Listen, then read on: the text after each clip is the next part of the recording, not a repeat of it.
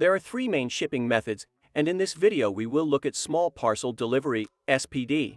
We will show you how to create an inbound shipment if you don't know exactly how your product is boxed.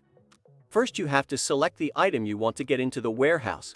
After that, you must select Create Inbound Shipment. You will see a window for filling an order with just a few steps. Step 1.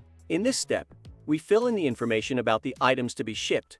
In the Inbound Shipment Name field, you can specify an alternate name for your order. This field is optional because we automatically generate the order number. Use it to visually separate orders. The next field is to select the location of the warehouse to which you are sending the items. After selecting a warehouse location, you will see the address and other contact details of the warehouse on the right side. Supplier order number and date fields. In these fields you can specify your supplier's order number and the date of that order. Below you can see a table with the items you selected in Manage Inventory. In this table you specify the quantity of items to be delivered to the warehouse.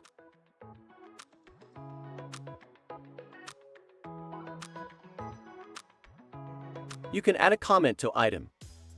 This comment will be seen by the warehouse employee who will receive your item.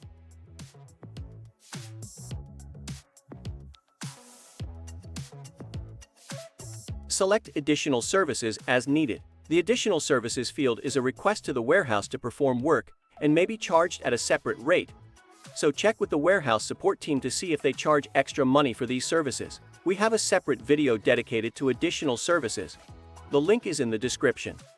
Click the Save and Continue button, and you move on to Step 2. In this step, you add information about the package, shipper, and tracking numbers belonging to this shipment. In the Shipping Method field for shipping items by box, you must select Small Parcel Delivery, SPD. In the drop-down box for Shipping Carrier, select the shipping service that transports your items. In the Packing Type field, you select how the product is packed. If you do not know how your item is packaged, you select I don't know exact box contents and specify how many boxes you expect. If the number of boxes is unknown, check the box I don't know. Click the Save and Continue button.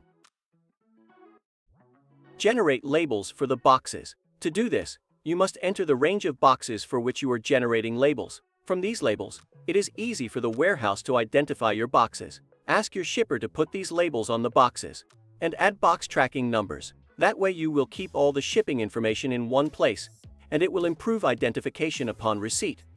After filling in all the fields, don't forget to click the Document Completed button. Thanks for watching and see you in the next video.